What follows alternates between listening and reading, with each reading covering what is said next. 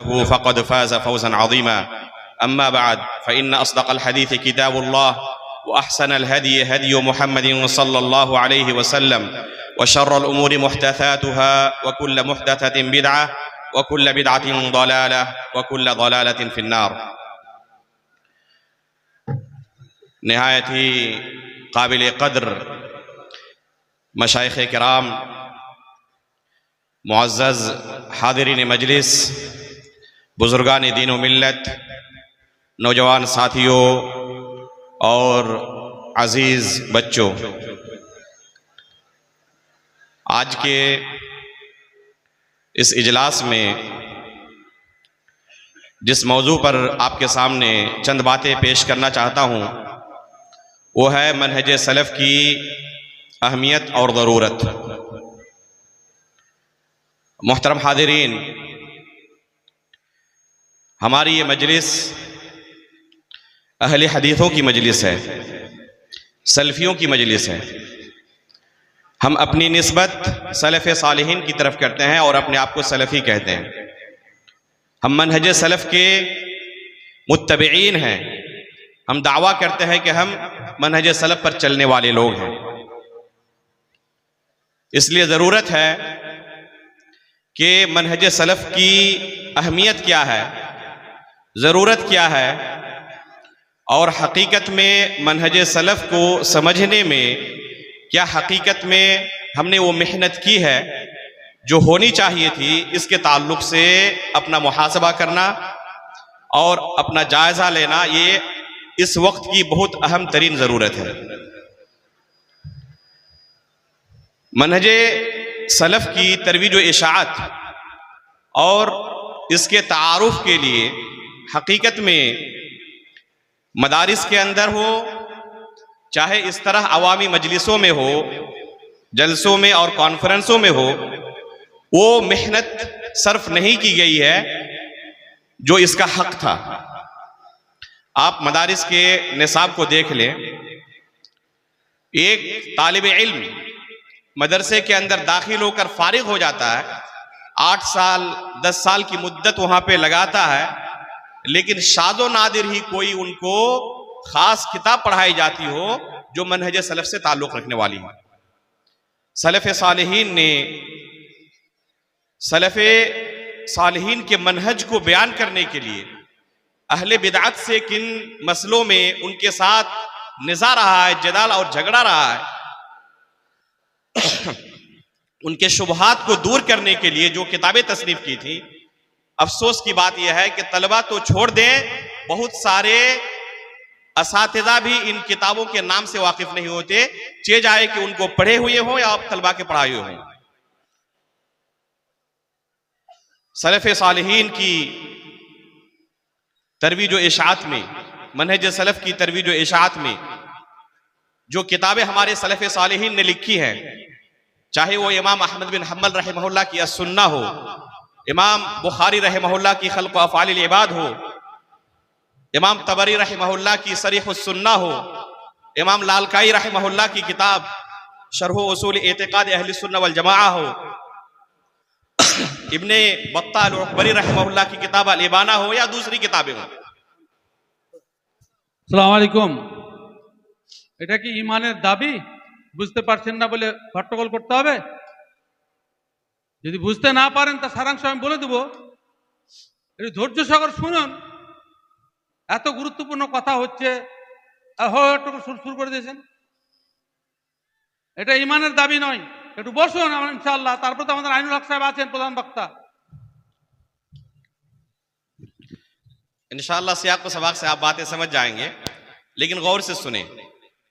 जब दूसरी बातें आप उर्दू और हिंदी में समझ लेते हैं तो दीनी बातें भी समझना इंशाअल्लाह मुश्किल नहीं होगा, और इंशाअल्लाह अगर नीयत खालिस रहे और आपने कोशिश की तो अल्लाह रब्बुल आलमीन आसान कर देगा बिइज़्निल्लाह ताला।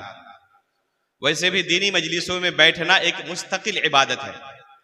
अल्लाह रब्बुल आलमीन ऐसे बंदों का तज़किरा करते हैं फरिश्तों के सामने जो दीनी मजलिसों में बैठे रहते हैं। तो आपका यहाँ बैठना एक इबादत है, ये दीनी मजलिस है, इल्मी मजलिस है, इसलिए इसके वक़ार को बहाल रखिए। इमाम मालिक रहमहुल्लाह के ताल्लुक से आता है कि जब हदीस रसूल को पढ़ाने के लिए निकलते तो उसके लिए खुसूसी एहतमाम के साथ सजते संवरते, इत्र इस्तेमाल करते, बेहतरीन कपड़ा इस्तेमाल करते और फिर तलबे इल्म के सामने हाजिर होते। किसी ने कहा कि बहुत सारे मेहमान आपके पास आते हैं दूर दराज के इलाकों से, उनके लिए आप इस तरह नहीं सजते हैं जिस तरह इन फकीर तलबा के सामने पढ़ाने के लिए आप बन संवर कर निकलते हैं और उनको जाके पढ़ाते हैं। तो इमाम मालिक रहमहुल्लाह कहा करते थे, उबज्जिलु हदीस रसूलिल्लाह सल्लल्लाहु अलैहि वसल्लम, मैं रसूलुल्लाह सल्लल्लाहु अलैहि वसल्लम की हदीस की ताजीम करना चाहता हूं, क्योंकि उस मजलिस में रसूलुल्लाह सल्लल्लाहु अलैहि वसल्लम की हदीस का मैं दिरासा करूंगा, बच्चों को पढ़ाऊंगा, तलबे इल्म को उसकी शरह करूंगा। तो मेरे भाइयों, जिस मजलिस में काल अल्लाह और काल रसूल की बात हो, मनहज सलफ की बात हो, तो उसकी ताजीम करना ये ईमान का एक हिस्सा है। इसलिए आप लोग बैठे और इन बातों को समझने की कोशिश करें, क्योंकि इनका ताल्लुक आपकी जात के साथ है, किसी दूसरे के साथ नहीं है। ये अपने नफ्स के एहतिसाब का और जायजा लेने का वक्त है कि हम सलफी होने का दावा करते हैं, लेकिन हकीकत में मनहज सलफ से हम कितने वाकिफ हैं। मैं कह रहा था कि मदरसों के निसाब के अंदर ये किताबें ना दाखिल है, ना मुआसिरीन की जो किताबें मनहज सलफ पर लिखी गई हैं। बहुत सारे उलमा ने इस तरह की किताबें तसनीफ की हैं और हमारे बहुत ही मारूफ शेख डॉक्टर अजमल मंजूर मदनी हफिज़हुल्लाह ने इन किताबों के अक्सर किताबों का इनमें से उर्दू में तर्जुमा भी कर दिया है, जो मनहज सलफ से ताल्लुक रखने वाली है। और इन किताबों की तादाद जिनका शेख ने तर्जुमा किया है, एक दो नहीं 100 से ज्यादा है। और अल्लाह के फजल करम से ये किताबें PDF में भी फ्री में दस्तयाब है, लेकिन शादो नादिर ही शायद कोई होगा जिन्होंने इन किताबों को पढ़ने की कोशिश की हो। ये मनहज सलफ से हमारी मोहब्बत की अलामत है कि हम कितनी कोशिश करते हैं मनहज सलफ को सीखने की।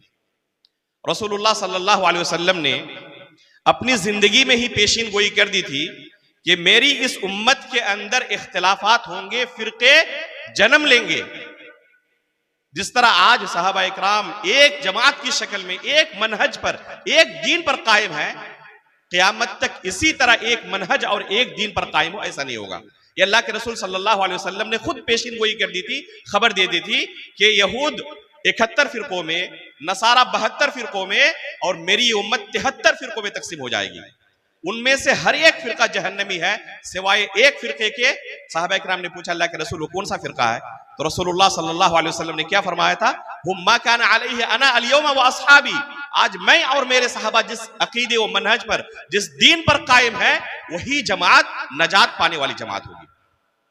अगर हम दावा करते हैं कि हम नजात पाने वाली जमात में से हैं, तो अपने नफ्स का मुहासबा करने की और अपना जायजा लेने की जरूरत है कि सहाबा इकराम का जो मनहज था, जो दीन सहाबा इकराम ने अल्लाह के रसूल से हासिल किया था और अपने बाद आने वाली उम्मत को, अपने बाद आने वाली नस्ल को पहुंचाया था, क्या हकीकत में उस मनहज को हम जानते भी हैं? अमल करना और उसके मुताबिक जिंदगी गुजारना, ये तो बात की बात है। क्या हमें इल्म भी है? क्योंकि इल्म ये पहला मर्तबा है, पहला स्टेप है किसी चीज पर अमल करने के लिए। बगैर इल्म के दुनिया का कोई काम करना मुमकिन नहीं है। छोटा से छोटा काम भी बगैर इल्म के करना मुमकिन नहीं है। तो क्या दीन पर अमल करना बगैर इल्म के मुमकिन होगा? इसलिए मैं गुजारिश करूंगा मदारिस के जिम्मेदारान से कि मनहज सलफ के मुताल्लिक जो किताबें तसनीफ की गई हैं, उन किताबों को तलबे इल्म को पढ़ाया करें। अगर क्लास के अंदर निसाब में दाखिल करना मुमकिन ना हो तो खारिजी दुरूस के अंदर पढ़ाया करें, ताकि तलबा को पता तो चले कि मनहज सलफ क्या है। अफसोस की बात है कि हमारे अहले हदीस जमात में से बाद अहले इल्म लफ्ज़ मनहज का मजाक उड़ाते हैं और कहते हैं ये मनहज नहीं, एक चीज हम सुन रहे हैं, ये कहां से आ गया? किताब और सुन्नत क्या काफी नहीं था? ये सवाल लोगों के जहन में आता है कि इसका चर्चा ना होने की वजह से लोगों को यह लग रहा है कि कोई नई चीज है। अल्लाह के रसूल सल्लल्लाहु अलैहि वसल्लम ने अपने सहाबा को एक अकीदे पर, एक दीन पर, एक मनहज पर छोड़ा था। तरक्तुकुम अलल महज्जतिल बैदा लैलुहा कनहारिहा ला यज़िगु अन्हा बअदी इल्ला हालिक। अल्लाह के रसूल ने कहा था कि मैं तुम्हें एक वाज़ेह मनहज पर, एक वाज़ेह शाहराह पर छोड़कर जा रहा हूं, जो भी इस रास्ते से हटेगा वो हलाक व बर्बाद हो जाएगा। तो उस मनहज पर चलना ये नजात का जामिन है, और जो भी उस मनहज से थोड़ा सा हटा उसका अंजाम क्या है? उसका अंजाम भयानक है, हलाक होने वाला है, वो जहन्नम की तरफ ले जाने वाला है। इसलिए नजात अगर हम पाना चाहते हैं, रब की जन्नत पाना चाहते हैं, तो उस दीन पर चलने की जरूरत है जो दीन रसूलुल्लाह सल्लल्लाहु अलैहि वसल्लम अपने सहाबा को देकर गए थे। सहाबा इकराम ने जिसे अपने बाद आने वालों के लिए मुंतकिल किया, जिसे अइम्मा इकराम ने अपने असलाफ से सीखा और किताबों के अंदर मुदव्वन किया। रसूलुल्लाह सल्लल्लाहु अलैहि वसल्लम ने पहले ही पेशिनगोई कर दी थी कि ये मनहज जो तुमको मैं देकर जा रहा हूं, इसके अंदर कुछ ही वक्त गुजरने के बाद आइंदा मुस्तकबिल में इख्तिलाफात रूनुमा होंगे, फितने जन्म लेंगे, और बहुत सारे ऐसे लोग इस उम्मत के अंदर जन्म लेंगे जो अपने आप को मुसलमान कहेंगे, लेकिन इस दीन को, इस मनहज को फॉलो करने वाले नहीं होंगे। नए नए फितने और नई नई बिदातें इस दीन के अंदर दाखिल करने की कोशिश करेंगे। चुनांचे अभी सहाबा इकराम का जमाना गुजर रहा था, अली रज़ी अल्लाह तआला अन्हु के जमाने में ही खवारिज का फितना उठा और उन्होंने गुनाह कबीरा की बिना पर लोगों की तकफीर करना शुरू की। यहां तक के सहाबा इकराम को, अली रज़ी अल्लाह तआला अन्हु को, अबू मूसा अशअरी रज़ी अल्लाह तआला अन्हु और अमर बिन आस रज़ी अल्लाह तआला अन्हु, जो तहकीम के किस्से के, तहकीम के वाक़ये के क्या थे, फैसल थे, जिनको जज बनाया गया था, इन तमाम की तकफीर की। और जिन्होंने भी इस फैसले पर रजामंदी जाहिर की सहाबा इकराम में से, सबकी तकफीर की। और तकफीर के नतीजे में उन्होंने क्या किया, इनके खिलाफ तलवार निकाली और इनके खिलाफ जंग तक की, यहां तक कि अली रज़ी अल्लाह तआला अन्हु को, अब देखे कितना बड़ा फितना है कि अली रज़ी अल्लाह तआला अन्हु और सहाबा इकराम को दीन समझकर वो कत्ल कर रहे थे। वो ये समझ रहे थे कि इनको कत्ल करके हमें रब की जन्नत मिलेगी। अल्लाहु अकबर। ये है फितना, किसी के जहन के अंदर दाखिल हो जाए तो वो गुनाह कर रहा होता है, लेकिन सोच रहा होता है कि शायद मैं बहुत बड़ा नेकी का काम कर रहा हूं। शेखुल इस्लाम अल्लामा इब्न तैमिया रहमहुल्लाह ने शरहुल अस्फहानिया के अंदर, इसी तरह मजमुल फतावा के अंदर, अल्लामा इब्न कसीर रहमहुल्लाह ने अल बिदाया और निहाया के अंदर लिखा है कि ये उम्मत के अंदर सबसे पहला फितना था जो रूनुमा हुआ था, यानी मुसलमानों की तकफीर करना, मुसलमानों को काफिर कहना, किस बिना पर, गुनाह कबीरा की बिना पर। इसी वजह से आप सही बुखारी उठाएं और सही मुस्लिम उठाएं, पहली किताब आपको सहीहैन के अंदर जो मिलेगी, सही बुखारी के अंदर गर्चे पहली किताब बदील वही है, लेकिन बहुत ही मुख्तसर है। असल किताब जो मुफस्सल है वो क्या है, किताबुल ईमान है। सही बुखारी में भी, सही मुस्लिम में भी। इमाम मुस्लिम और इमाम बुखारी रहमहुमुल्लाह ने दोनों ने किताबुल ईमान क्यों कायम की और किस अकीदे पर रद्द किया, वो यही बातिल अकीदा था कि जो गुनाह कबीरा की बिना पर अपने मुसलमान भाइयों को काफिर कहा करते थे और उनके खिलाफ तलवार निकालते थे। ये अफकार, ये अकीदे और ये मनाहिज उसी जमाने में खत्म नहीं हो गए। आज भी आप ऐसे लोगों को सुनेंगे जो गुनाह कबीरा की बिना पर मुसलमानों को जहन्नम, हमेशा जहन्नम के फतवे दागते रहेंगे कि फला उन्होंने गुनाह का काम किया है, और इस ताल्लुक से हदीस के अंदर ये वाइद है कि ये काम करे तो जहन्नमी, ये काम करे तो जहन्नमी, ये काम करे तो फला शख्स जन्नत में नहीं दाखिल हो सकता। और ऐसे लोग क्या कहते हैं, कहते हैं कि हम सिर्फ तर्जुमा कर रहे हैं अल्लाह के रसूल की हदीसों का, हमारी अपनी बात नहीं, हम तो मुतरजिम बस हैं, हम तो बस क्या है, अनुवादक हैं, अल्लाह के रसूल की बात है। मेरे भाइयों, यही फितना खवारिज ने लेकर उठा था कि गुनाह कबीरा की बिना पर अपने मुसलमान भाइयों की तकफीर करते थे और कहते थे कि ये दायरे इस्लाम से खारिज है। सिर्फ खारिज ही नहीं कहते थे, बल्कि इनका खून हलाल है, इस तरह के फतवे देते थे, यहां तक कि सहाबा इकराम तक को उन्होंने कत्ल करना नहीं छोड़ा। इसी के बिलमुकाबिल एक दूसरा गिरोह, एक दूसरा फितना पैदा हुआ था जो ये दावा कर रहा था कि चाहे आप कितना भी गुनाह कर लें, गुनाह के दलदल के अंदर डूब जाएं, अगर ला इलाहा इल्लल्लाह का इकरार कर रहे हैं तो इस गुनाह आपको कोई नुकसान नहीं पहुंचाता। यह मुर्जिया का फिरका था और दोनों दलील के तौर पर अल्लाह के रसूल की हदीसें ही पेश करते थे, कुरान की आयतें ही पेश करते थे। लेकिन बिगाड़ कहां से आया? ये जो हम कहते हैं ना मनहज सलफ की जरूरत क्या है? मनहज सलफ की जरूरत इसलिए है, उसकी बुनियादी दो वजह है। पहली वजह क्या है कि अल्लाह रब्बुल आलमीन ने और रसूलुल्लाह सल्लल्लाहु अलैहि वसल्लम ने मनहज सलफ की इत्तिबा का हमें हुक्म दिया है। इसलिए मनहज सलफ की इत्तिबा करने वाला अल्लाह और उसके रसूल के हुक्म की इत्तिबा करने वाला होता है, तामील करने वाला होता है। उसकी दलीलें मैं इंशाअल्लाह आपके सामने अभी पेश करूंगा थोड़ी देर बाद। दूसरी सबसे बड़ी वजह यह है ताकि हमारा हश्र भी वही ना हो जो इन गुमराह फिरकों का हुआ, जिनके बारे में अल्लाह के रसूल ने वईद सुनाई थी, कुल्लुहा फिन्नार इल्ला वाहिदा, कि तमाम के तमाम जहन्नमी हैं सिवाय एक फिरके की। जैसे ये फिरका पैदा हुआ जो गुनाह कबीरा की बिना पर अपने मुसलमान भाइयों की तकफीर करते थे, इन्हीं के बिल मुकाबिल एक दूसरा फिरका मुर्जिया का पैदा हुआ जो क्या कहते थे कि गुनाह आप करते जाएं, आपने ला इलाहा का इकरार कर लिया है ना, ला यदुर्रु मअल ईमान ज़ंबु, ईमान लाने के बाद गुनाह करने से कोई फर्क नहीं पड़ता, आपका ईमान उसी तरह है, इसके अंदर कभी ज्यादती नहीं होती है। इमाम बुखारी रहमहुल्लाह अपनी सही की शुरुआत किताबुल ईमान की करते हैं और क्या कहते हैं, अल ईमान यज़ीद व यनकुस, कि ईमान के अंदर कमी और ज्यादती होती है। इमाम बुखारी खुद अपने बारे में फरमाते हैं कि मैंने 1080 असातिज़ा से इस इल्म को हासिल किया है, 1080 असातिज़ा से इस इल्म को हासिल किया है, उनमें से तमाम के तमाम इस अकीदे व मनहज पर थे कि अल ईमान क़ौलुन व अमल व यज़ीद व यनकुस, के ईमान कौल और अमल का नाम है और इसके अंदर कमी और ज्यादती होती है। वो किसी बिदअती से इल्म नहीं लेते थे, किसी ऐसे शख्स से इल्म नहीं लेते थे जो खुद इल्म हासिल किसी उस्ताद से ना किया हो, जाती तौर पर किसी किताब के मुताले के बाद, वो भी अरबी किताबें नहीं, मुतरजम किताबें हमारे इलाके में, और फिर वो जाके लोगों को तालीम देना शुरू कर दी। इस तरह के लोगों से इल्म नहीं लेते थे। इमाम बुखारी क्या कहते हैं कि मैंने 1080 असातिज़ा से इल्म हासिल किया, सबका अकीदा यही था कि ईमान के अंदर कमी और ज्यादती होती है, क्योंकि ये इसके बिल मुकाबिल जो लोग अकीदा और मनहज रखते थे वो सब के सब बिदअती थे, या तो गुनाह कबीरा की बिना पर तकफीर करने वाले थे, अपने मुसलमान भाइयों को काफिर कहने वाले थे, या ये अकीदा लोगों के अंदर राइज कर रहे थे कि गुनाह करते जाएं, आपने ला इलाहा का इकरार कर लिया है, इसके बाद कोई फर्क नहीं पड़ता। ये लोग भी कुरान और हदीस से ही दलील देते थे, ऐसी बात नहीं है कि ये अफकार जो वो पेश करते थे तो सिर्फ अपनी तरफ से पेश करते थे। मैं आपको एक मिसाल देता हूं, गौर से सुने कि किस तरह कुरान और हदीस की दलीलों से अगर मनहज सलफ की इत्तिबा ना किया जाए तो इंसान गुमराह हो सकता है, और किस तरह लोग गुमराह करते भी हैं। मिसाल के तौर पर ज़िना करना, शराब पीना, चोरी करना ये कबीरा गुनाह है।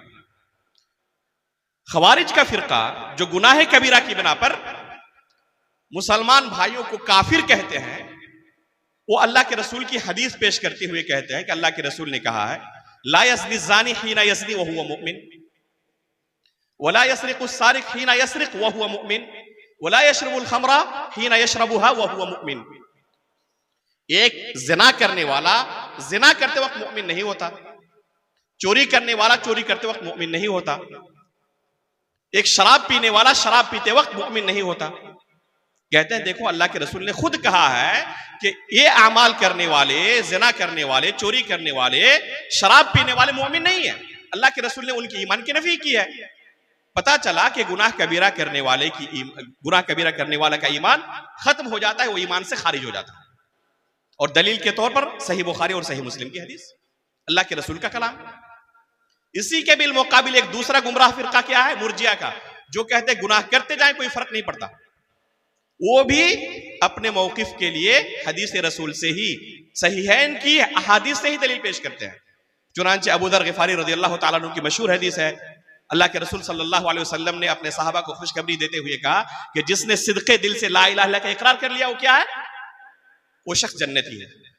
अबू दर गिफारी रज़ियल्लाहु ताला अन्हु ने पूछा अल्लाह के रसूल अगर वो ज़िना करे और चोरी करे तब भी, व इन ज़ना व इन सरिक़, तो अल्लाह के रसूल ने क्या कहा, अगर ज़िना करे चोरी करे तब भी वो जन्नती है।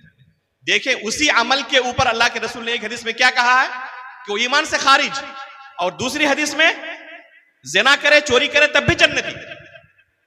3 मरतबा अबू दर गिफारी ने सवाल किया कि अल्लाह के रसूल ज़िना करे चोरी करे तब भी जन्नती, तो अल्लाह के रसूल ने तीनों मरतबा कहा गर्चे ज़िना करे गर्चे चोरी करे वो जन्नती है। तीसरी मरतबा कहा व इन रग़िमा अनफु अबी दर्रिन, अय अबू दर गर्चे तुम्हें बहुत नागवार गुजरे लेकिन फिर भी जन्नती। अबू दर गिफारी वहां से निकल रहे थे और इस जुमले को बार बार दोहरा रहे थे, वो इन रग़िमा अनफु अबी दर्रिन, कि अबू दर तुम पर नागवार गुजरे फिर भी वो जन्नत में जाएगा। देखें 2 अलग अलग फिरके हैं, गुमराह फिरके, और दोनों अपनी मौकिफ के लिए हदीस रसूल से ही, वो भी सहीहैन की हदीस से दलील पेश करते हैं। क्या हकीकत में अल्लाह के रसूल सल्लल्लाहु अलैहि वसल्लम ने यही दीन दिया था? अगर खवारिज की बात माने तो ज़िना करने से आप इस्लाम से खारिज। मुर्जिया की बात माने तो वो भी हदीस रसूल से दलील पेश कर रहे हैं कि ज़िना करने से क्या होगा, कुछ फर्क नहीं पड़ता, जन्नत में जाएगा वो।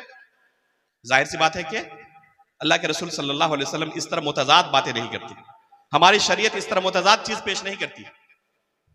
इसलिए जरूरत है कि सहाबा इकराम ने इन अहादीस से क्या समझा था। जब तक फहमे सलफ हमारे पास ना हो, हमारा भी हश्र वही होगा जो इन गुमराह फिरकों का हुआ।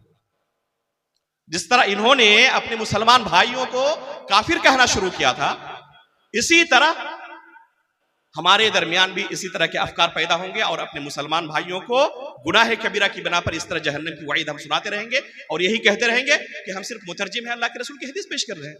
खवारिज भी यही कहते थे कि हम अपनी तरफ से कुछ नहीं कहते, अल्लाह के रसूल ने खुद कहा है कि वो जन्नत में दाखिल नहीं हो सकता, वो जहन्नम में जाने वाला है। अगर अपने मुसलमान भाई का कत्ल कर दिए तो कुरान करीम के अंदर अल्लाह ताला ने कहा क्या कि वो हमेशा हमेशा जहन्नम में रहने वाला है। तो कहते हैं कि देखो अल्लाह कुरान करीम के अंदर अल्लाह ताला ने कहा हुआ है, इसका मतलब कि गुनाह कबीरा करने की वजह से इंसान दायरे इस्लाम से खारिज हो जाता है। हम अपनी बात नहीं कहते, अल्लाह रब्बुल आलमीन के कलाम का तर्जुमा आपके सामने पेश कर रहे हैं।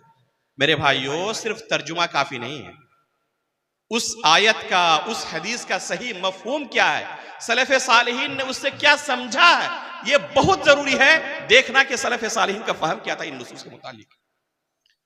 जो मनहज हम इख्तियार कर रहे हैं, जिस तरीके पर चल रहे हैं, क्या हकीकत में सलफ़े सालिहीन का यही तरीका था? क्या वो इसी तरह लोगों को दीन इस्लाम से निकालते थे? इसका मतलब यह भी नहीं है कि कोई कुछ भी करता जाए वो इस्लाम से खारिज नहीं हो सकता। कोई ये भी ना समझे, बहुत सारे अमाल ऐसे हैं जिनसे इंसान दायरे इस्लाम से खारिज हो जाता है।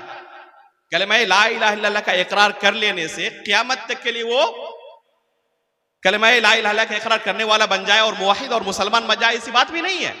अगर इस कलमे का इकरार उसने किया, उसके बाद ऐसे अमाल किए जिनसे इंसान दायरे इस्लाम से खारिज हो जाता है, तो वो शख्स दायरे इस्लाम से खारिज ही होगा, लेकिन उसके उसूल दाबते हैं। मनहजे सलफ के मुताबिक उसके मुताबिक फैसला किया जाएगा कि हकीकत में वो शख्स दायरे इस्लाम से खारिज है या नहीं। सिर्फ कुफरिया अमल करने की वजह से, कुफरिया अकीदा रखने की वजह से कोई दायरे इस्लाम से खारिज हो, ऐसी बात नहीं है। बहुत सारे ऐसे अमाल हैं जिनसे इंसान दायरे इस्लाम से खारिज हो जाता है। उलमा इकराम ने बयान किया इन मसाइल को कि जिन अमाल की वजह से एक इंसान दायरे इस्लाम से खारिज हो जाता है, काफिर हो जाता है, लेकिन सिर्फ इस वजह से कि किसी को आपने देख लिया कि फला अमल कर रहा है जिसका ताल्लुक कुफ्र के साथ है या शिर्क के साथ है, और उस पर आप कुफ्र के फतवे लगाने लगे, ये सलफ़े सालिहीन का मनहज नहीं था। ये एक किताब मैंने तरतीब दी है कलमा ला इलाहा इल्लल्लाह के शुरूत व ज़वाबित के ताल्लुक से और नवाकिज़ के ताल्लुक से कि किन चीज़ों की वजह से एक इंसान दायरे इस्लाम से खारिज हो जाता है। बहुत मुख्तसर किताब है, मतन है ये, और इसका मकसद यह है कि मदरसों के अंदर तलबा इसको हिफ्ज़ कर लें ताकि उनके पास ये उसूल व ज़वाबित ज़हन के अंदर हमेशा याद रहे कि किन चीज़ों की वजह से इस्लाम से इंसान खारिज हो सकता है और उसके उसूल व ज़वाबित क्या है। मुदर्रिसीन मशाइख पढ़ाएंगे तलबा को शरह के साथ, तो उनके अंदर ये बुनियादी मसाइल रासिख हो जाएंगे बेइज़्निल्लाह ताला। कहने का मकसद यह है कि हमारा यह भी मनहज नहीं कि कुछ भी करता जाए वो इस्लाम से खारिज नहीं होगा। मिसाल के तौर पर मैं आपको एक ही कर रहा हूं, नमाज का मसला आप ले लें। अब्दुल्ला बिन शकीक रहमहुल्लाह फरमाते हैं, और ये किबार ताबईन में से है, कि नमाज के अलावा कोई अमल हमने नहीं देखा जिसके बारे में सहाबा इकराम कहते थे कि इसका तर्क करना कुफ्र है। नमाज के बारे में सहाबा इकराम एक वाहिद मसला था अमाल में से जिसके ऊपर कुफ्र के फतवे लगाते थे, ऐसे लोगों को काफिर कहते थे। तारिके सलात के बारे में सलफ़े सालिहीन का अक्सर और बेशतर आप यही मौक़िफ़ पाएंगे कि वो उनको काफिर समझते हैं। बल्कि उलमा ने कहा है कि अब्दुल्ला बिन शकीक रहमहुल्लाह के कौल सहाबा क्या इजमा नकल करना है कि तारिके सलात काफिर है। ठीक है कि अगर कोई शख्स नमाज नहीं पढ़ता, तारिके सलात है तो काफिर है, यहां तक मसला हुआ। अब उसकी तत्बीक देना मुअय्यन शख्स पर, यह एक अलग मसला है। सलफ़े सालिहीन का मनहज आप उठाएं, आप पाएंगे कि एक है आम हुक्म बयान करना, जैसे कि इस किताब के अंदर तकरीबन 10 नवाकिज़ का बयान किया गया है जिससे एक इंसान दायरे इस्लाम से खारिज हो जाता है। उसके बाद आखिर में 2 सतर के अंदर सलफ़ सालिहीन का मनहज हमने जिक्र किया है। ये 2 सतर मैं आपके सामने पढ़ रहा हूं। वल हुक्म बित्तकफीर अला मन अता बिशैइन मिनहा हुक्मुन आम ला यजूज़ु तंज़ीलुहु अला मुअय्यन इल्ला इंद तवफ्फुर शुरूत व इंतिफाइल मवानि' व क़ियामिल हुज्जति अलैहि। ये 1.5 सतर की इबारत है जिसमें इसी कायदे को बयान किया है कि किसी मुअय्यन शख्स पर तकफीर का हुक्म लगाना और उसके साथ काफिरों जैसा बर्ताव करना, इसके लिए शुरूत और ज़वाबित है। पहले हुज्जत कायम करना जरूरी है, उसके बाद मुअय्यन शख्स पर आप कुफ्र का फतवा लगा सकते हैं। ऐसा नहीं कि किसी को आपने देखा कि वो कोई कुफरी अमल कर रहा है, यहां तक कि अगर शिर्क भी कर रहा है, यहां तक कि कलामुल्लाह को मखलूक कह रहा है, जो कि कुफरी अकीदा है, कुरान करीम को मखलूक कहने का दावा कर रहा है, और ये क्या अकीदा है? कुफरी अकीदा है। तो सिर्फ ये अकीदा आपने कुफरी अकीदा उस शख्स के पास पाया या कुफरी अमल पाया, इसलिए मुअय्यन तौर पर उस शख्स को आप काफिर कहें और उसके साथ कुफार जैसा तामुल करें, बर्ताव करें। कुफार जैसा तामुल करने का माना क्या है? मसलन उसकी वफात हो गई तो उसकी मीरास तकसीम नहीं होगी औलाद के दरमियान, उसका ज़बीहा खाना हलाल नहीं है, उसके जनाजे में शिरकत नहीं होगी, उसको मुसलमानों के कब्रिस्तान में दफन नहीं किया जाएगा। बहुत सारे मसाइल हैं जो कुफार के साथ इस्लाम ने मशरू करार दिया है कि कुफार के साथ इन मसाइल के अंदर तामुल किया जाएगा। निकाह करना जायज नहीं किसी काफिर को ना अपनी बेटी देना जायज है और ना किसी काफिर औरत से निकाह करना जायज है। बहुत सारे मसाइल हैं कि किसी काफिर से कैसे तामुल करना है। तो किसी मुअय्यन शख्स पर जो ला इलाहा इल्लल्लाह का इकरार कर रहा हो, अपने आप को मुसलमान होने का दावा कर रहा हो, उस शख्स पर मुअय्यन तौर पर कि जैद काफिर है, बकर काफिर है, खालिद काफिर, इस तरह मुअय्यन तौर पर कुफ्र का फतवा लगाना, तो इसके लिए शुरूत और ज़वाबित है। बनी इसराइल का वाक़या आपने सुना होगा, बहुत मशहूर वाक़या है। वफात के वक्त उन्होंने अपने बेटों से क्या कहा था? जिंदगी भर गुनाह करते रहे, वफात के वक्त अपने बेटों से कहा कि मैंने जिंदगी भर कोई नेकी नहीं की है, अल्लाह ताला अगर मुझे पकड़े तो मुझे जैसी सजा देगा शायद कि किसी दूसरे को दे। इसलिए तुम लोग क्या करना, अपने बेटों से वसीयत की कि मेरे मरने के बाद मुझे जलाना, राख बनाना मेरे जिस्म को, और आधा हवा में आधा पानी में बहा देना। बेटों ने उसी तरह किया। उसके बाद क्या हुआ? अल्लाह रब्बुल आलमीन ने आग को, हवा को हुक्म दिया और बंदा अल्लाह के सामने खड़ा हो गया। पूछा कि तुमने ऐसा क्यों किया था? क्या कहा? मिन खशियतिक या रब, तेरे डर से अल्लाह मैंने ये किया था। अल्लाह रब्बुल आलमीन ने उसे कहां दाखिल किया? जन्नत में या जहन्नम में? अल्लाह रब्बुल आलमीन ने उसे जन्नत में दाखिल किया। अपनी जिंदगी में उसने कोई नेकी नहीं की थी। आखिरी जिंदगी में क्या कोई नेकी करके मरा था या गुनाह करके मरा था? आखिरी जिंदगी में जो उसने काम किया था ये एक कुफरिया काम था, एक कुफरिया अकीदा उसने अपने बच्चों के सामने पेश किया और कुफरिया अकीदे पर उसकी वफात हुई। लेकिन वो जन्नत में क्यों दाखिल हुआ? क्योंकि जब इस कुफरिया अकीदे का इजहार कर रहा था उसे पता नहीं था कि कुफरिया अकीदा है। अल्लाह के डर से ऐसा कर रहा था, वो अल्लाह के डर से ऐसा कर रहा था। क्या कहा उसने कि अगर अल्लाह ताला मुझे पकड़ेगा तो ये सजा देगा, इस तरह करूं तो अल्लाह के पकड़ से मैं दूर हो सकता हूं। और ये अकीदा रखना कि अल्लाह रब्बुल आलमीन की कुदरत से इंसान किसी तरह बच सकता है, अल्लाह की पकड़ से दूर हो सकता है, ये कुफरी अकीदा है। ये कहना कि अल्लाह ताला ये नहीं कर सकता, अगर मैं ये कर लूं तो अल्लाह ताला मुझे नहीं पकड़ पाएगा, ये कुफरी अकीदा है। अल्लाह की कुदरत पर शक करना है, बल्कि अल्लाह की कुदरत का इनकार है, ये शक भी नहीं, इनकार है। और अल्लाह की कुदरत पर कोई शक करे या इनकार करे तो काफिर हो जाता है। इसके बावजूद चूंकि उसके पास इल्म नहीं था, वो जाहिल था, इस वजह से अल्लाह रब्बुल आलमीन ने उसे जन्नत में दाखिल किया, जहन्नम में दाखिल नहीं किया। इस हदीस पर सलफ़ सालिहीन ने इस हदीस से जो कवायद इस्तेमाल किए हैं अकीदा व मनहज के, आप पढ़े दंग रह जाएंगे। उनमें से एक अहम कायदा तकफीर के बाब में ये निकलता है कि किसी मुअय्यन शख्स को काफिर कहना अलग है। अगर हमें पूछा जाए कि अगर कोई अल्लाह रब्बुल आलमीन की कुदरत का इनकार कर रहा हो तो उसका क्या हुक्म है, हम क्या कहेंगे कि वो काफिर है। अल्लाह रब्बुल आलमीन की कुदरत का कोई इनकार करे तो उसका हुक्म क्या है? काफिर है। लेकिन जैद ने अल्लाह रब्बुल आलमीन की कुदरत का इनकार किया है, तो जैद पर मुअय्यन तौर पर कुफ्र का फतवा लगाना एक अलग मसला है। उसके लिए हुज्जत कायम की जाएगी, शुरूत और जवाबित को देखा जाएगा, जो उलमा ने तफसील के साथ अकीदे की किताबों में लिखा है कि किसी मुअय्यन शख्स को काफिर कहने के क्या शुरूत और जवाबित है। किसी मुअय्यन शख्स के साथ कुफ्फार जैसा तामुल करने के लिए क्या शुरूत ज़वाबित है। इसलिए किसी मुअय्यन शख्स को काफिर कहना अलग मसला है। बाद लोगों को ताज्जुब होता है कि आप अमल पर कुफ्र का और शिर्क का फतवा लगाते हैं, लेकिन मुअय्यन शख्स ने वही अमल किया तो वो काफिर नहीं होगा मुअय्यन तौर पर। ये कैसी बात हुई? मैं आपको एक मिसाल से समझाता हूं। जरूरी नहीं है कि किसी ने अगर कोई शिरकी अमल किया है या कुफरी अमल किया है या कोई गुनाह किया है तो गुनहगार भी हो जाए, वो मुशरिक और काफिर हो ही जाए, जरूरी नहीं है। एक मिसाल से समझिए, आप किसी होटल में गए और होटल वाले से आपने पानी तलब किया कि मुझे एक गिलास पानी दो। अब होटल वाले ने, अंधेरा वहां पर था, गिलास में पानी की जगह पर शराब आपके सामने पेश कर दिया। आपने पी लिया उसे। जब आप पी रहे थे तो क्या समझकर पी रहे थे? पानी समझकर पी रहे थे, लेकिन हकीकत में क्या पी रहे थे? शराब पी रहे थे। तो आपने हकीकत में पिया शराब, लेकिन क्या आपके ऊपर शराब की हद नाफिज की जाएगी? क्योंकि आपको इल्म नहीं था। आपने शराब पिया है, लेकिन आपके ऊपर शराब की हद नाफिज नहीं की जाएगी। हदीस रसूल से एक मिसाल सुने। अल्लाह के रसूल सल्लल्लाहु अलैहि वसल्लम ने शराब पीने वाले पर लानत की है।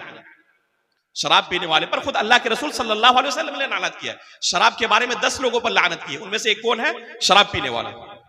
रसूलुल्लाह सल्लल्लाहु अलैहि वसल्लम के जमाने में ही एक शख्स को बार बार शराब पीने के जुर्म में लाया जाता था और अल्लाह के रसूल उस पर हद नाफिज करते थे। एक मर्तबा एक सहाबी रसूल ने उस पर लानत भेज दी। खुद अल्लाह के रसूल ने आमतौर पर लानत भेजी हुई है कि शराब पीने वाले पर अल्लाह की लानत है। इस सहाबी से गलती क्या हुई?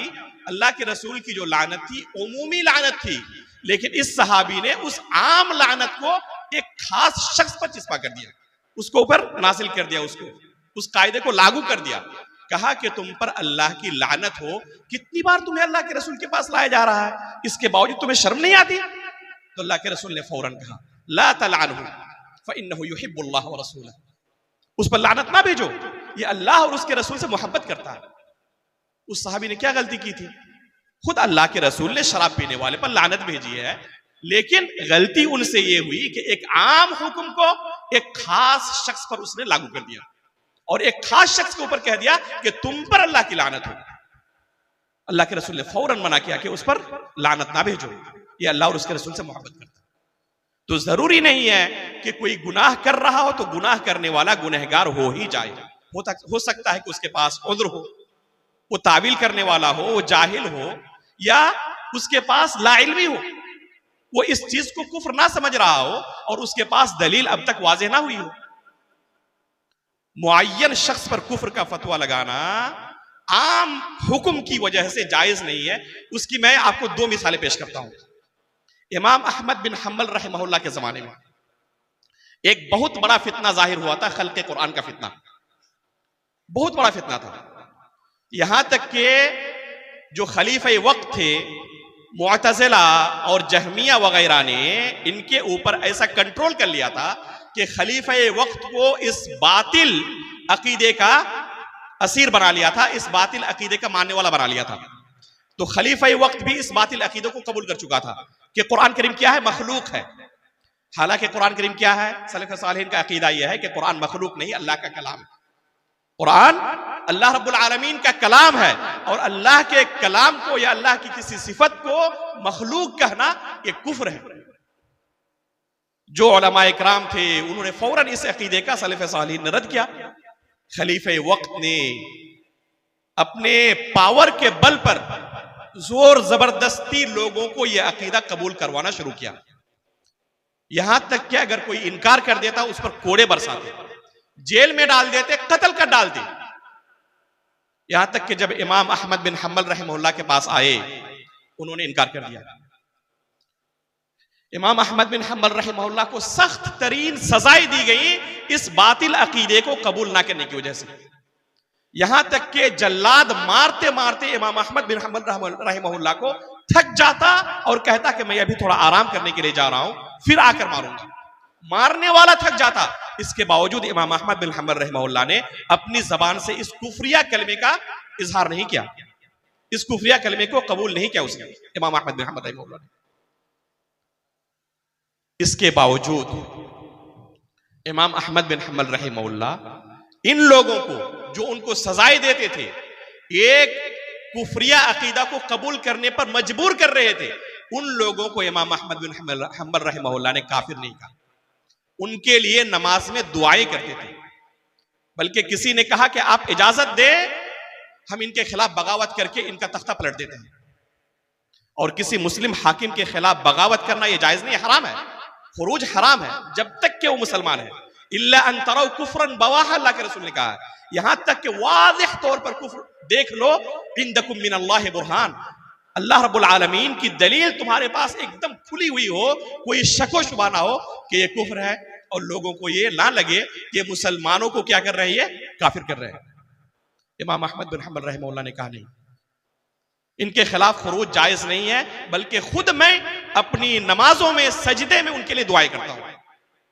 गौर करें कि एक कुफरिया अकीदा है, बरमला इजहार ही नहीं कर रहे हैं, लोगों को जबरदस्ती डंडे की और क्या कहते हैं कि तलवार की नोक पर इस बातिल अकीदे को, कुफरिया अकीदे को कबूल करवा रहे हैं। इसके बावजूद उस जमाने के सलफ़े सालिहीन ने, ये कौन सा जमाना था? इमाम बुखारी रहमहुल्लाह का जमाना था, इमाम मुस्लिम रहमहुल्लाह का जमाना था, इमाम अली बिन मदीनी, यहया बिन मईन, इसहाक बिन राहविया और इमाम अबू दाऊद रहमहुल्लाह का जमाना था। ये किबार मुहद्दिसीन का जमाना था। किसी ने भी इन लोगों पर मुअय्यन तौर पर कुफ्र का फतवा सादिर नहीं किया, हालांकि सब ये बिल इजमा अकीदा रखते थे कि अल्लाह रब्बुल आलमीन के कलाम को, कुरान करीम को मखलूक कहना कुफ्र है। तो मेरे भाइयों, एक कुफरिया अकीदा रखना, कुफरिया अमल करना एक अलग मसला है, और मुअय्यन शख्स पर उसी हुक्म को नाफिज कर देना, जैसे कि अभी हमने कहा तारिक सलात के बारे में, नमाज तर्क करने वाले के बारे में, राजिह यही है, गर्चे कुछ इख्तिलाफ भी है, नमाज तर्क करना यह कुफरिया अमल है और तारिक सलात ये काफिर है। ये आम हुक्म है, लेकिन किसी मुअय्यन शख्स पर इस हुक्म को नाफिज कर देना कि फलां शख्स काफिर हो चुका है, और उसके साथ आज से क्या किया जाएगा, कुफार जैसा तामुल किया जाएगा। ये सलफ़े सालिहीन का मनहज कभी नहीं रहा। शेखुल इस्लाम अल्लामा इब्न तैमिया रहमहुल्लाह मुनाजरा करते थे जहमिया से, मुअतज़िला से, और कहते थे कि तुम जो अकीदा रखते हो कि अल्लाह रब्बुल आलमीन हर जगह है, अर्श पर नहीं है, अल्लाह रब्बुल आलमीन की रुयत का और दीदार का इनकार करते हो, यह अकीदा अगर मैं रखूं तो अभी मैं काफिर हो जाऊंगा, लेकिन इसके बावजूद मैं तुम्हें काफिर नहीं कह पा रहा हूं, क्योंकि जो इल्म मुझे पहुंच चुका है वो इल्म तुम्हें अभी तक नहीं पहुंचा है। तुम तावील करने वाले हो, तुम ये समझ नहीं पा रहे हो कि हकीकत में कुफ्र है। इस वजह से ये अकीदा अगर मैं अभी रखूं तो फौरन मैं इस्लाम से खारिज हो जाऊंगा, इसके बावजूद मैं तुम्हें काफिर नहीं कह पा रहा हूं। तो मुअय्यन शख्स को कुफरिया अमल की वजह से या कुफरिया अकीदे की वजह से काफिर कहना और उसके साथ कुफार जैसा तामुल करना कभी भी सलफ़े सालिहीन का मनहज नहीं रहा है, किसी दौर में नहीं रहा है। एक मसला हुआ। दूसरा मसला मैं बयान कर रहा था कि सलफ़े सालिहीन के जमाने में एक और फितना उठा था, जिस पर बहुत ज्यादा जोर लगाकर उस फितने को उन्होंने दबाने की कोशिश की और उसको खत्म करने की कोशिश की। बहुत सारे उलमा ने इस पर किताबें तक तसनीफ की। वो क्या फितना था? वो फितना इमाम मुस्लिम रहमहुल्लाह ने अपनी सही के मुकद्दिमे के अंदर बयान किया है, खतीब बगदादी रहमहुल्लाह ने अल किफाया के अंदर और अल फकीह वल मुतफक्किह के अंदर बयान किया है, और भी उस जमाने के सलफ़े सालिहीन ने इस फितने को बयान किया है और इस फितने से रोकने की उम्मत को कोशिश की है। वो फितना क्या था? इमाम मुस्लिम रहमहुल्लाह अपने सही के मुकद्दिमे में अबू ज़िनाद रहमहुल्लाह से नकल करते हैं कि मदीने के अंदर 100 से ज्यादा ऐसे लोग थे, या तकरीबन सैकड़ों ऐसे लोग थे जो लोगों को दीन की तालीम देते थे, लोगों को दीन सिखाते थे। मा युखज़ु अन्हुमुल इल्म युक़ालु लैसा मिन अहली, लेकिन इनसे इल्म नहीं लिया जाता था। कहा जाता था कि ये अहले इल्म में से नहीं है, इनसे बचकर रह रहा, इनसे दीन लेना। खतीब बगदादी रहमहुल्लाह ने इस असर को अपनी किताब के अंदर भी अपनी सनद से नकल किया है, और उसके अंदर इमाम मालिक रहमहुल्लाह का कौल नकल किया है अबू ज़िनाद रहमहुल्लाह के कौल की तफसीर में। इमाम मालिक रहमहुल्लाह उसकी तफसीर करते हुए कहते हैं कि क्यों इन लोगों से इल्म नहीं लिया जाता था।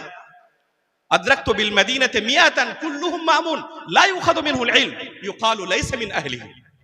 अबू ज़िनाद रहमहुल्लाह ताबिई हैं, अभी सहाबा इकराम का सिर्फ दौर गुजरा है और यह फितना उभर चुका था। लोगों को ऐसे लोग दीन सिखाने के लिए आगे आ चुके थे जो खुद अहले इल्म में से नहीं थे। और अफसोस की बात है कि आज भी ये फितना बहुत जबरदस्त तरीके से हमारे इस इलाके में फैला हुआ है। ऐसे लोग लोगों को दीन सिखाने के लिए हाजिर होते हैं स्टेजों में जो खुद इल्म हासिल नहीं किए हैं। अगर उनको पढ़ने के लिए कहा जाए तो एक सतर अगर इबारत ना लगी हुई हो तो पढ़ नहीं सकते। ये उनकी इल्म की हालत है और वो लोगों को दीन सिखा रहे हैं। अब जाहिर सी बात है कि जिसके पास खुद इल्म ना हो वो लोगों को क्या सिखाएगा? अपने जहन से जिस चीज को उसने दीन समझा है वही सिखाएगा। उलमा इकराम ने तफसील के साथ इस मसले पर लिखा। इतना ज्यादा वाज़ेह तौर पर ये खुला हुआ मनहज है कि जर्रा बराबर इसमें कोई इख्तिलाफ की चीज नहीं है। ये 2-2-4 की तरह खुला हुआ मनहज है कि ऐसे लोगों से इल्म हासिल करना जायज नहीं है। इमाम मालिक रहमहुल्लाह उसकी तफसीर करते हुए क्या कहते हैं कि क्यों इन लोगों से इल्म हासिल नहीं किया जाता था? ये जब खुद से लोगों को सिखाने के लिए आते थे तो क्या इनकी दीनदारी के अंदर कोई खलल था? ये अमानतदार नहीं थे? कहते कुल्लुहुम मामून, ये सब के सब अमानतदार थे। तकवा और परहेजगारी के बाब में कोई इनके दरमियान इनके अंदर खलल और कमी नहीं थी। कमी कहां थी? इमाम मालिक रहमहुल्लाह कहते हैं कि उन्होंने ये इल्म किताबों से रट लिया था। अब गौर करें, ये आज के जमाने की हालत नहीं है। इमाम मालिक रहमहुल्लाह के जमाने और ज़िनाद रहमहुल्लाह के जमाने का ही मामला है। फरमाते हैं कि उन्होंने ये इल्म कहां से? किताबों से रट लिया था, असातिज़ा से हासिल नहीं किया था। इसी तरह वो कहते थे कि जो मुसहफ से खुद से कुरान पढ़ना सीख लिया हो वो दूसरे बच्चों को कुरान तक नहीं पढ़ा सकता।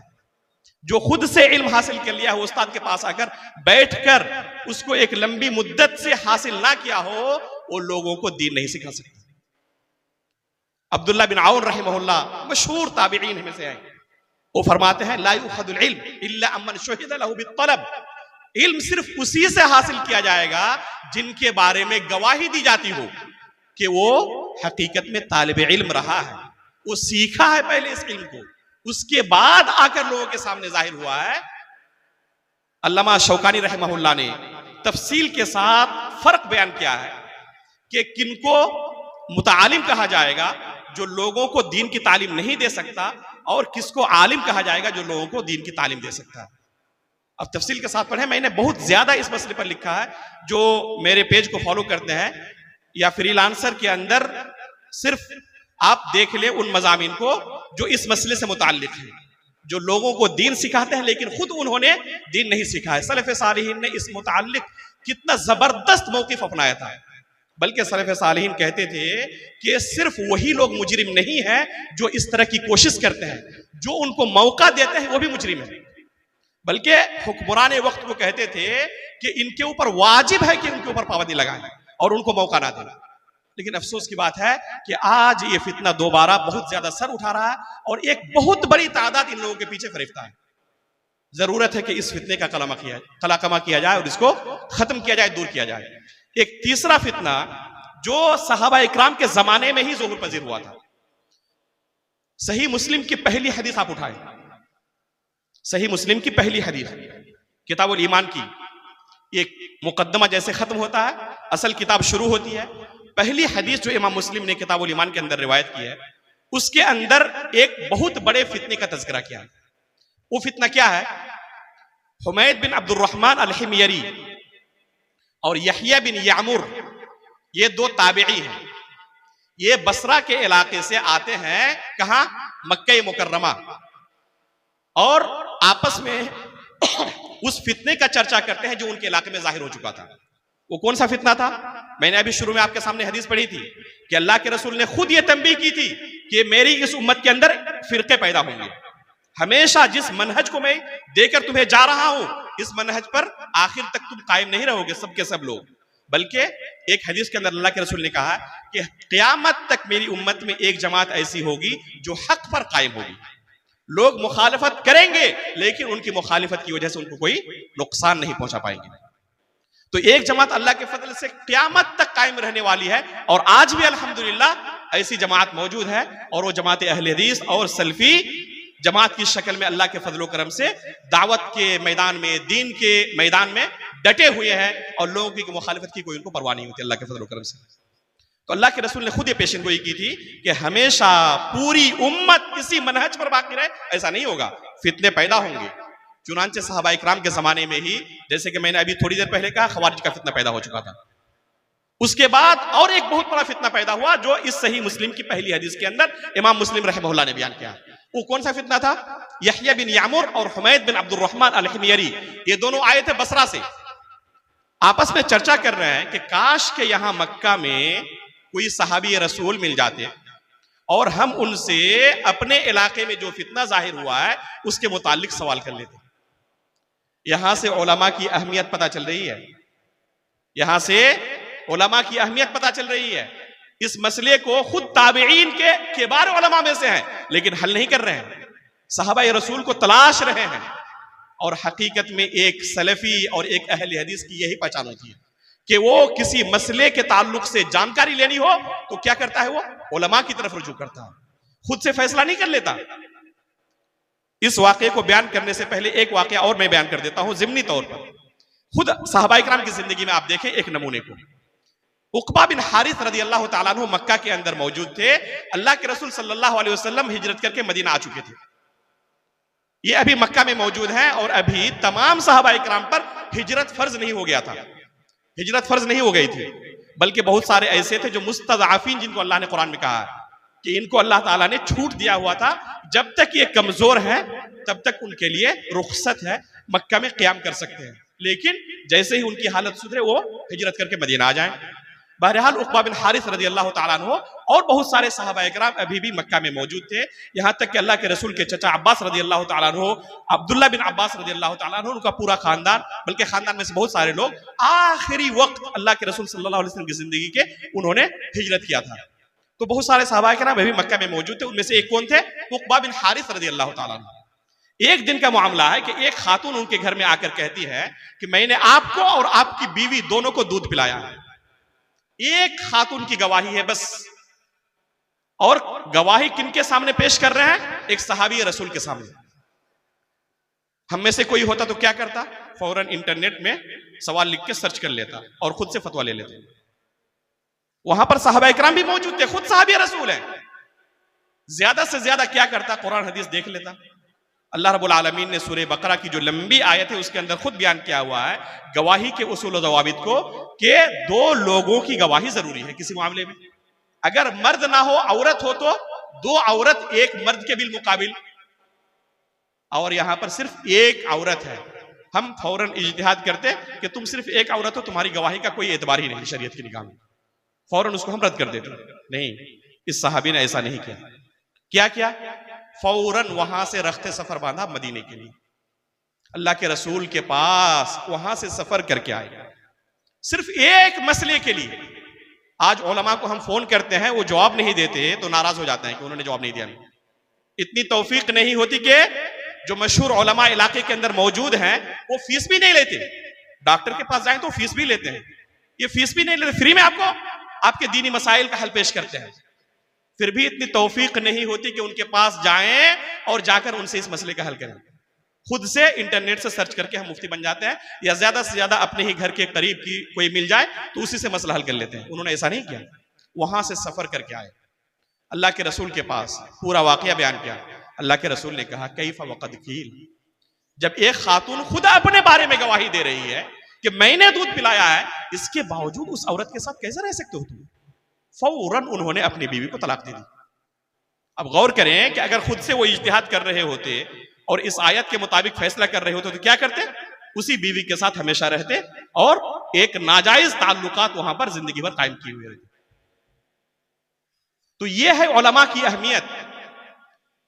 अभी अल्लाह के फजलो करम से उलमा मौजूद है। जब किसी आलिम की वफात होती है उस वक्त हमारी आंख खुलती है कि एक आलिम दुनिया से रुखसत हो गए, काश कि हमने उनसे कुछ फायदा उठा लिया होता। अरे भाई, जब तक मौजूद है तब तक को कम से कम फायदा उठा लें, लेकिन हमें तौफीक नहीं होती। हम जाते हैं किन के पास? जो खुद मिस्कीन होते हैं। मुझे बाद मशाइख ने बयान किया, आपके इसी मगरिबी बंगाल की बात है, कि एक इजलास में बहुत सारे शेखुल हदीस बैठे हुए थे, बहुत सारे शेखुल हदीस जो अपने मदरसों में सही बुखारी का दर्स देते हैं, और उस इजलास के आखिर में सवाल और जवाब की मजलिस कायम की गई। उन मशाइख की मौजूदगी में एक बरदर बैठा फतवा देने के लिए, आपके ही इलाके का। ना उसको शर्मो हया महसूस हुई कि इन मशाइख के सामने मैं कैसे मुफ्ती बन जाऊं, और न लोगों को कभी ये आर महसूस हुई कि इन मशाइख के सामने मैं कैसे एक ब्रदर से सवाल कर रहा हूं। तो ये सिर्फ वो मसूल नहीं है, बल्कि हर कोई जो इस चीज को फरोग दे रहा है मसूल है। तो यहया बिन यामुर और हुमैद बिन अब्दुर्रहमान अल-हिमयरी रहमहुल्लाह जो उलमाए ताबीईन में से हैं, क्या कहते हैं, काश के कोई सहाबी रसूल मिल जाते, हम उनसे इस मसले के मुतालिक पूछ लेते। इतने ही देर में क्या देखते हैं कि अब्दुल्ला बिन उमर रज़ियल्लाहु ताला अन्हु सहाबी रसूल जलीलुल कदर सहाबी मस्जिद हराम के अंदर दाखिल हो रहे हैं। कहते हैं कि फौरन जाके हमने उनको लपका, एक दाएं और एक बाएं जानिब हो गए, और जाके उनके सामने हमने अपना मसला रखा कि हमारे इलाके बसरा में माबद जोहनी नाम का एक शख्स जाहिर हुआ है एक फितना लेकर। कौन सा फितना? तकदीर के इनकार का फितना। ये कोई नया फितना नहीं है, ये फितना सहाबा इकराम की जिंदगी में जाहिर हो चुका था। तकदीर के इनकार का फितना, अन्नल अम्र उनुफुन व अल्ला कदर। वो ये नारा लगाता था कि किसी चीज के बारे में तफसीली तौर पर इल्म अल्लाह ताला को कब होता है? वाक़े हो जाने के बाद। वाक़े होने से पहले अल्लाह ताला को कुछ पता नहीं रहता। नाउज़ुबिल्लाहि मिन ज़ालिक। वो अल्लाह कदर और तकदीर नाम की कोई चीज नहीं है। अब्दुल्ला बिन उमर रज़ियल्लाहु ताला अन्हु ने जब सुना, फौरन कहा कि उनको जाके कह देना कि मैं उनसे बरी हूं, वो मुझसे बरी है।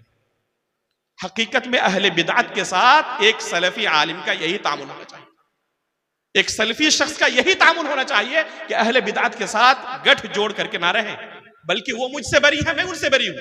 दीनी मुआमलात में कोई उनके साथ दोस्ती नहीं। हाँ, दुनियावी कोई मामलात हो, कहीं पर मिल्ली मामला हो, तो वहां पर मसलहत के तहत अगर वहां पर लोगों को शुबहा नहीं पैदा हो रहा है, लोग आपसे गलत तअस्सुर नहीं ले रहे हैं और उनकी बिदअत से करीब नहीं हो रहे, तो हालात के पेश नजर कहीं कहीं पर मामूली गुंजाइश दी जा सकती है। वरना यही हुक्म है कि अहले बिदअत के साथ इत्तेहाद और इत्तेफाक करके रहना, लोगों के सामने उनको पेश करना, उनकी मजलिसों में हाजिर होना, उनकी बातें सुनना, इसकी गुंजाइश हमारी शरीयत ने नहीं दी है। ये सलफ़े सालिहीन का खुला हुआ वाज़ेह मनाज है। आप इमाम जिनके बारे में अभी मैंने शुरू में कहा कि इन किताबों को ना पढ़ने की वजह से हम अपने अकीदे और मनहज से वाकिफ नहीं है। आज इमाम लालकाई रहमहुल्लाह ने शरह उसूल एतिकाद अहले सुन्नह वल जमाअह के अंदर, जो कि मनहज की बेमिसाल किताब है, काश के इस किताब को तलबे इल्म को पढ़ा दिया जाता है।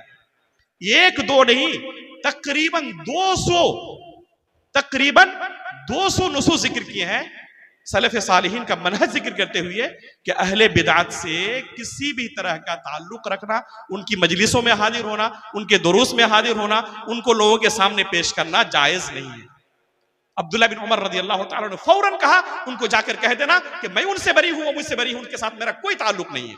दूसरा जुमला क्या कहा कि अगर वो उहुद पहाड़ के बराबर भी अल्लाह के रास्ते में सोना खर्च करे, फिर भी अल्लाह रब्बुल आलमीन उनका कोई अमल कबूल करने वाला नहीं है जब तक के तकदीर पर ईमान ना लाए। उहुद पहाड़ के बराबर सोना खर्च करने का माना समझ रहे हैं ना? उहुद पहाड़ जानते हैं कितना बड़ा है? उहुद पहाड़ के बराबर अगर सोना इकट्ठा करना हो तो पूरी दुनिया की जायदाद को आप बेच दें, तब भी सोने के अंदर कन्वर्ट करें तो उहुद पहाड़ के बराबर नहीं हो पाएगा। यानी पूरी दुनिया भी अगर कोई मालिक हो जाए, पूरी दुनिया का, और पूरी दुनिया अल्लाह के रास्ते में खर्च कर दे, तकदीर पर ईमान ना हो, ये सिर्फ तकदीर पर ईमान होने, बिल्कुल मैं देख रहा हूं घड़ी बार बार, इंशाल्लाह 1 मिनट भी ज्यादा नहीं लूंगा। तो क्या कहा उन्होंने कि अगर पूरी दुनिया के बराबर भी, यानी उहुद पहाड़ के बराबर भी सोना खर्च कर दे, लेकिन तकदीर पर ईमान ना हो, तो अल्लाह रब्बुल आलमीन के अजाब से नहीं बच सकते। मेरे भाइयों, ये सिर्फ तकदीर का मसला नहीं है, ईमान के तमाम अरकान का यही मसला है। आप पूछ ले इम्तिहान के तौर पर इसी जमात से, इसी ग्रोह से, कि कितने लोगों को तकदीर के बारे में पता है कि हमारा ईमान तकदीर के मुतालिक कैसा होना चाहिए। कभी उनसे बात करें, आपको अंदाजा होगा कि 90%, 95% लोग आपको ऐसे मिलेंगे जिनको तकदीर के बारे में जर्रा बराबर कोई इल्म ही नहीं है। अल्लाह रब्बुल आलमीन के बारे में पूछ रहे कि हमारा ईमान कैसा होना चाहिए, रब्बुल आलमीन के सिलसिले में अक्सर व बेशतर को आप पाएंगे कि अल्लाह रब्बुल आलमीन के बारे में जो अकीदे की किताबों में बयान हुआ है, अक्सर लोगों को कोई इल्म नहीं है। वजह क्या है? क्योंकि इन मसाइल को लोगों के सामने कभी बयान नहीं किया जाता। चंद उलमा होते हैं जो तौहीद के मसाइल, ईमान के मसाइल, इन मसाइल को लोगों के सामने रखते हैं, मनहज के मसाइल, अकीदे के मसाइल को रखते हैं। बकसरत जरूरत है कि इन मसाइल को लोगों के सामने छेड़ा जाए। ये जो लोगों के अंदर नफरत एक है ना, नफरत तो नहीं कहूंगा, एक तरह से अजनबियतपन है कि इस तरह के मसाइल को सुनने के बाद जल्दी समझ नहीं पाते बहुत सारी बातों में। वजह क्या है? क्योंकि जिंदगी में पहली बार सुन रहे हैं, इससे पहले कभी सुना ही नहीं, चंद लोगों से सिर्फ सुना था। जब बकसरत इस चीज का तज़किरा होगा, बार बार इन चीजों को दोहराया जाएगा, तो फिर ये चीजें उनके लिए समझना आसान हो जाएंगी। उनके जहन के अंदर, उनके दिल के अंदर ये अकीदा रासिख हो जाएगा। कोई भटकाना भी चाहेगा तो कामयाब नहीं होगा। लेकिन चूंकि उनके पास पूरा अकीदा खाली है, दिल पूरा खाली है, जानता ही नहीं कि सही अकीदा क्या है, तो लोगों को फौरन कोई मौदूदी भक्त आता है, कोई असरारी भक्त आता है, फौरन उनको उचक के लेके चला जाता है और हम उस वक्त रोते हैं। अभी शेख सनाबिली साहब बयान कर रहे थे शकील बिन हनीफ का फितना जो इस इलाके में उठा हुआ है, ये हमारे बच्चे उस फितने के अंदर क्यों गिरफ्तार हो रहे हैं? एक बहुत वाज़ेह मनहज और बहुत वाज़ेह अकीदा ईसा अलैहिस्सलाम के ताल्लुक से, जिसका इल्म हर बंदे को होना चाहिए था, लेकिन एक फितना उठा है और हमारे बच्चों को जाके वो क्या कर रहा है? कैप्चर कर रहा है, गिरफ्तार कर रहा है और एक वाज़ेह बातिल मनहज को, बातिल अकीदे को पेश कर रहा है और हमारे बच्चे कबूल कर रहे हैं। वजह आखिर क्या है? आपने कभी सुना है किसी जलसे में कि ईसा अलैहिस्सलाम के मुतालिक हमारा क्या अकीदा है? किसी ने बयान किया हो? जब उलमा बयान नहीं करेंगे, लोगों को इल्म नहीं होगा, पहली मर्तबा उसी चीज को सुनेंगे उन लोगों से, और ऐसे लोगों के पास अकली दलाइल बहुत होते हैं, फौरन वो गिरफ्तार कर लेते हैं। अल्लाह जज़ाए खैर दे शेख को कि शेख ने इस मौजू पर खुसूसी तौर पर किताब लिखी, मुझे बहुत खुशी हुई। अल्लाह जज़ाए खैर दे कि उम्मत की तरफ से उन्होंने एक काम किया है। इस तरह के मसाइल पर बोलना, और बोलने वाले चंद गिने चुने लोग हैं, लेकिन उनको भी हिम्मत नहीं आनी चाहिए। और भी लोग आएंगे इंशाअल्लाह, इसलिए कि सब इस अकीदे और मनहज से मोहब्बत करने वाले हैं। एक खलल और कमी थी, इस कमी को दूर करने की जरूरत है, लोगों को हरकत देने की जरूरत है। इंशाअल्लाह हमारे ये लोग भी इन चीजों को समझेंगे और हमारे उलमा भी इन मसाइल का अपने मदरसों के अंदर भी और लोगों की मजालिस के अंदर भी इनका तज़किरा करेंगे। तो इंशाअल्लाह सुनहरा दौर आएगा जिसमें मनहज सलफ का इजहार होगा और लोग इस चीज से अजनबियतपन और अकेलापन महसूस नहीं करेंगे इंशाअल्लाह बेइज़्निल्लाह। इन चीजों को बार बार बयान किया जाना, इससे मशाइख को मैं कहूंगा कि इसको आर ना समझे और ना ये समझे कि एक ही चीज को बार बार क्यों हम बयान करें। मैं आपको एक मिसाल सिर्फ देता हूं। अल्लामा इब्न बाज रहमहुल्लाह, नाम आप लोगों ने सुना है? अल्लामा इब्न बाज रहमहुल्लाह ने दिलम के इलाके में रहते वक्त, जिस जमाने में दिलम के इलाके में रहते थे इब्न बाज रहमहुल्लाह, सिर्फ वहां पर रहने के दौरान अल उसूल सलासा नामी जो अकीदे व मनहज की बहुत ही लाजवाब और बहुत मुख्तसर किताब है, जानते हैं कितनी मरतबा पढ़ाया था लोगों को?